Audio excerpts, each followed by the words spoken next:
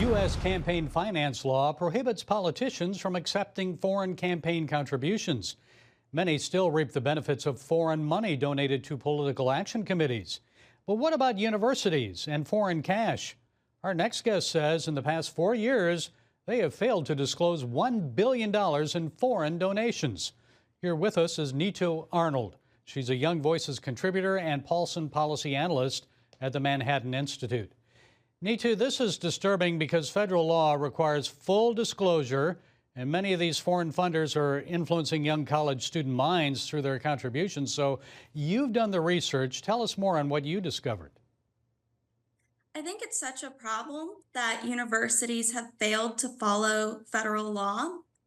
Federal law requires universities to report at least $250,000 in foreign money each year. This is a law that has existed since 1986, but for years, universities have skirted the law.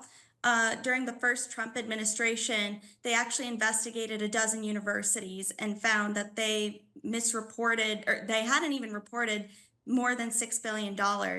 And when I decided to investigate what happened after the Trump administration was complete and the Biden administration was there, I found that universities had failed to report $1 billion in foreign money. And much of the misreporting was from countries like Saudi Arabia, Qatar, and Turkey, primarily countries that are authoritarian. And I was able to look into this by filing more than 100 public records requests across the country.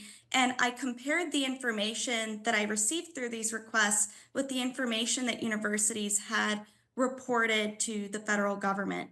And so what I really learned through this process was that it's so important that we have enforcement mechanisms, that there are penalties in place so that universities have an incentive to report these funds. It would also be great to see audits.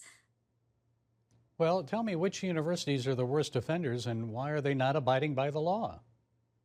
Well, I mean, there were several universities that just had not reported their funds throughout the past 4 years. One university that caught me by surprise was actually Texas A&M University, in part because they were actually one of the universities that was investigated by the Trump administration.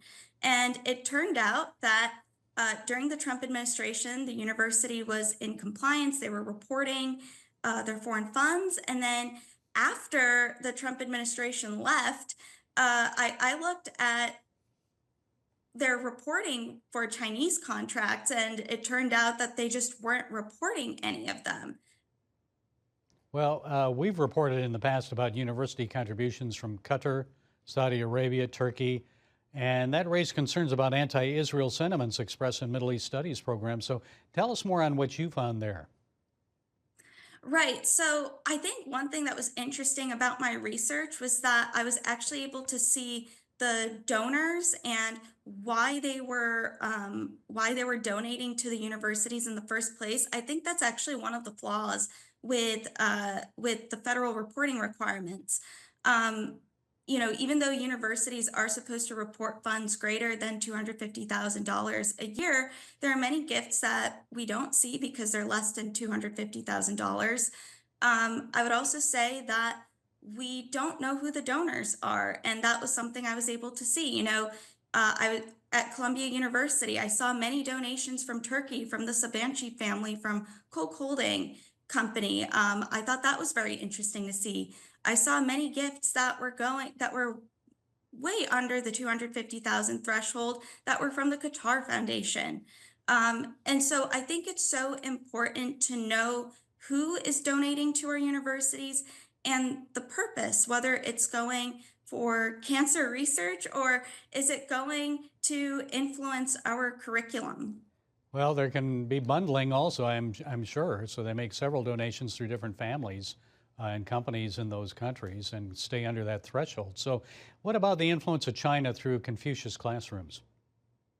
Yeah, so I think Confucius Classrooms is something that affects K through 12 more, but I did see many gifts that were coming from China that were not reported. There were several gifts that were coming for the Confucius Institutes that had not been previously reported. And again, I think that's why it's so important that we have transparency, that there is enforcement, and that we're actually aware of these transactions in a timely manner. Okay, Neetu Arnold, a Young Voices contributor and Polson policy analyst at Manhattan Institute. I know you're saying, look, we just need more transparency and compliance here. And enforcement. Thanks for Yes, joining us. We appreciate it. thank you so much.